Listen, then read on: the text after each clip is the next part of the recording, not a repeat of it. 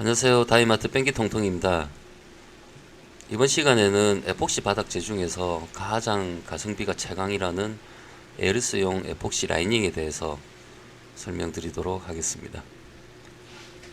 예전에 용정 에폭시에 대해서 한번 설명을 올린 적이 있었는데요.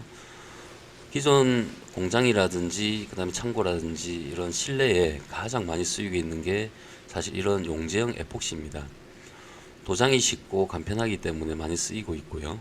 가격도 저렴한 장점이 있죠. 그에 반해서 에폭시 라이닝 제품은 약 한 2mm 정도 두께로 아주 거울과 같은 아주 우수한 외관을 자랑하죠. 그리고 내마모성도 우수하고, 그래서 지하 주차장이라든지 이런 부분에서 많이 쓰이고 있습니다. 하지만 단점은 가격이 매우 비싸죠. 이 두 제품의 차이는 두께 차이입니다. 용제형 에폭시는 두께가 40미크론인데 반해 라이닝은 약 2mm 정도 되죠.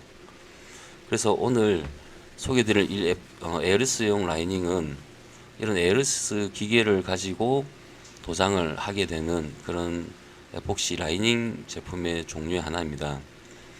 근데 이 제품이 어떤 점이 좋냐면 용정 에폭시에 비해서 가격이 그렇게 비싸지 않으면서, 물론 시공비 기준으로요, 비싸지 않으면서 아주 라이닝보다는 못하지만 그래도 거기에 준할 정도로 외관이 아주 뛰어난 그런 장점이 있는 제품입니다. 물론 라이닝 제품이다 보니까 이런 교반기로, 동력 교반기로 교반을 해주셔야 되는 제품이고요. 그리고 반드시 에어리스 장비가 있어야 되는 그런 제품입니다. 오늘 소개드릴 제품은 노르페인트에서 나오는 DHDC 6400S라는 제품이고요. 에르스용 라이닝 중에는 가장 많이 쓰이고 있는 그런 제품입니다. 여기 현장은 약 한 3,000평 정도 되는 아주 큰 현장인데요. 지금 현재 사람이 사용하고 있어서 절반을 나눠서 이렇게 작업을 하는데요. 현재 하도와 퍼티 작업까지 완료된 상태입니다. 그래서 여기에 에르스 라이닝을 시공을 하고 있는 모습입니다. 지금 오른쪽은 기존에 용제형이 되어 있던 부분이고 왼쪽이 새로 에르스 라이닝을 하는 모습인데요. 외관 차이가 좀 많이 나죠. 다음은 표를 보면서 두 제품에 대한 시공비를 비교해 보도록 하겠습니다. 용제형 에폭시와 에르스용 라이닝 에폭시 두 제품을 비교했는데요. 제품의 기준은 노르페인트에서 나오는 용제형 에폭시는 크림폭시 3100, 그리고 에어리스용 라이닝은 DHDC 6400S라는 제품입니다. 용량은 시중품으로 나오는 게 크림폭시 3100은 16kg 제품이고요. 리터로 환산하면 13.9리터가 됩니다. 그리고 6400S는 시중품으로 나오는 게 16리터로 나오고 있고요. 무게로 환산하면 23.5kg가 나오게 됩니다. 이 부분은 각 그 회사마다의 기술 자료를 보시면 이 자료가 나오는데요. 왼쪽은 크림폭시 3100이고 오른쪽은 6400S의 기술 자료입니다. 여기 보시면 크림폭시 3100은 비중이 약 1.15가 되고 6400S는 비중이 1.47이 됩니다.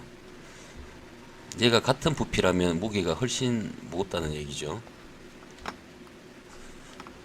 그리고 용기는 사각 용기로 나오는 게 크림폭시 3100이고, 그리고 6400S는 아무래도 동력 교반기를 이용해서 교반을 해야 되기 때문에 원형으로 나오고 있습니다. 그래서 페인트 도막 두께를 보시면 용정 에폭시 같은 경우는 보통 신축의 2회 도장이 기본이죠. 그래서 1회에 40미크론씩 해서 2회에 80미크론, 물론 하도는 둘 다 제외를 했습니다. 상도 기준으로 하였고요. 그리고 에어리스용 라이닝은 1회 도장에 500미크론 정도가 나옵니다. 약 6배 이상 정도의 두께가 나오죠. 그래서 80미크론 시공을 할 때 이론 소요량으로 기준을 하면 용제형 에폭시는 0.2kg이 들고요. 그리고 에르스용 라이닝은 0.74kg이 평방미터당 들어갑니다.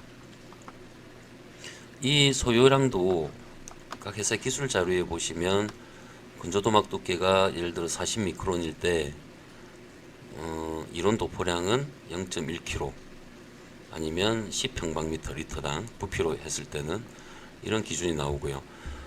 여기서 보시면 건조도막 두께는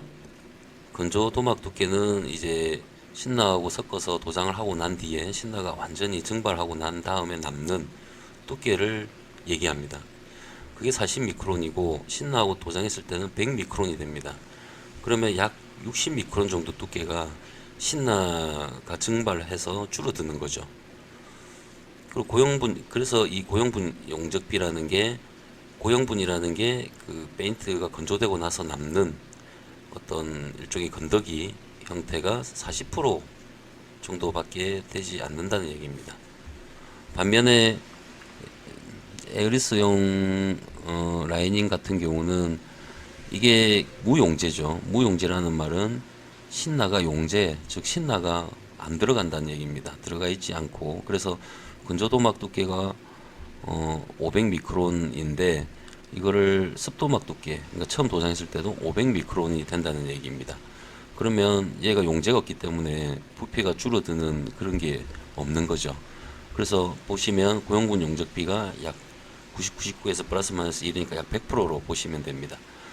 그래서 이 용제형 에폭시는 60%가 증발해버리고 무용제형 에폭시는 증발하지 않고 그대로 남기 때문에 여기서 증발하는 양만큼의 가격 차이라고 해야 될까요? 그런 부분들이 발생을 하게 되는 겁니다. 그래서 소요량을 용제형 에폭시는 0.2kg, AS용 라이닝은 0.74kg로 봤을 때 이걸 에폭시를 키로당 단가로 대입을 해보면 이 판매 단가는 저희 다이마트에서 판매하는 가격을 기준으로 하였습니다. 용전 에폭시는 4,300원이고 에어리스용 라이닝은 4,300원. 가격은 거의 같습니다. 키로당 단가로 했기 때문에 그렇죠. 그러면 이렇게 말당 단가로 했을 때는 에어리스용 라이닝이 더 좀 가격이 비싸겠죠. 비싸고, 그래서 이 소요량과 단가를 곱해보면 평방미터당 제로비가 용정 에폭시는 860원, 그리고 에어리스 라이닝은 3010원이 들게 됩니다. 이 금액 차이에서는 제로비에서는 차이가 많이 나죠. 약 한 뭐 4배 정도 가까이, 4배 조금 안 되게 가격 차이가 나는데요. 그런데 가격 경쟁력을 에어리스용 무용제가 어떻게 가격 경쟁을 갖느냐, 그거는 인건비에 있습니다. 인건비가 용정 에폭시는 2회 도장을 해야 됩니다. 2회 도장을 해야 되는 인건비고요. 그리고 에어리스용 무용제는 1회에 500미크론을 1회 도장을 했을 때 인건비입니다. 이 인건비는 저희가 한국물가정보에 적산 정보를 기준으로 했습니다. 그래서 에폭시 코팅일 때 그 인건비가 8,926원인데 이거를 하도까지 포함이니까 상도만 2회 했을 때는 약 5,950원이 나오는 거죠. 물론 적산 정보는 보통 강급에서 설계 자료의 기준을 잡는 시중 단가이기 때문에 조금 높은 부분은 있습니다만, 이 기준으로 봤을 때, 그래서 에어리스용 라이닝은 5,000원, 그리고 용정 에폭시는 5,950원. 용정 에폭시가 인건비가 조금 더 높은 것을 알 수가 있죠. 실제로는 가격 차이는 있습니다. 시중에 가격 차이 있고요. 이거는 현장마다 다르기 때문에 제 개인적인 의견이고, 현장마다 정확한 단가는 그때그때 견적을 업체에서 받아보시는 것을 추천드립니다. 그래서 5,950원과 제로비를 860을 합치면 6,810원이 나옵니다. 제곱평방미터당 시공비가요. 그리고 에어리스용 라이닝은 8,010원이 나옵니다. 물론 이거는 부가세라든지 각종 경비라든지 뭐 세금이라든지 뭐 기업 이윤이라든지 이런 부분들을 다 제외한 순수 시공비를 얘기하는 거고요. 그래서 이런 가격 차이가 6,810원과 8,010원은 약 한 20%가 안 되게 나오죠. 그러면 여기에 각종 경비라든지 이런 게 붙으면 대략 용제형 에폭시에 비해서 에어리스용 라이닝은 약 한 20에서 30% 정도 가격이 조금 더 비쌀 겁니다. 그렇지만 에어리스용 라이닝이 약간 20-30% 비싸지만 두께로 비교해 봤을 때는 거의 6배 이상의 두께를 가질 수 있는 그런 특징이 있죠. 이 두께가 두꺼워지면서 얻는 장점은 일단 외관이 굉장히 좋습니다. 외관이 용정 에폭시에 비해서 굉장히 좋고요. 광택은 비교를 못할 정도로 라이닝이 훨씬 좋죠. 그리고 내마모성이라고 해서 만약에 어떤 사람이 다니든지 지게차가 다니든지 했을 때 마모가 되겠죠. 페인트를 쓰면서 마모가 됐을 때 어떤 재도장 시기가 용정 에폭시에 비해서 에어리스용 라이닝이 훨씬 더 길다는 것을 알 수가 있을 겁니다. 그래서 이렇게 두 제품에 대해서 시공비를 비교를 해 보았습니다. 에어리스용 라이닝은 이렇게 도장 속도에 따라서 두께를 500미크론보다 더 얇게 또는 더 두껍게 도장할 수 있고요. 그리고 스프레이를 할 때 50%씩 중첩하면서 지나가면 균일한 두께를 얻을 수 있는 장점이 있습니다. 이 두께는 습토막 게이지를 이용해서 중간중간 체크를 하면서 두께를 맞춰 나가시면서 도장을 하시면 됩니다. 이 스프레이를 할 때는 25 지금 현재는 525 팁을 사용했는데요. 25 이상의 좀 구멍이 큰 그런 팁을 사용해 주시면 되고요. 외관은 오른쪽에 보시면 아주 외관이 뛰어나다는 건 알 수 있겠죠. 물론 거울처럼 그렇게 되지는 않지만 아주 우수한 외관을 얻으실 수가 있습니다.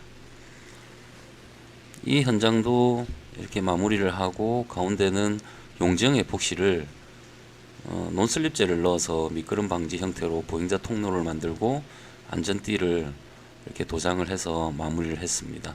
용지형과 에어리스용 라이닝의 차이가 좀 느껴지시죠? 이상으로 오늘 에어리스용 에폭시 라이닝에 대해 설명을 드렸고요. 궁금한 점은 댓글로 문의 주시면 성실히 답변 드리겠습니다. 오늘도 시청해 주셔서 감사드립니다.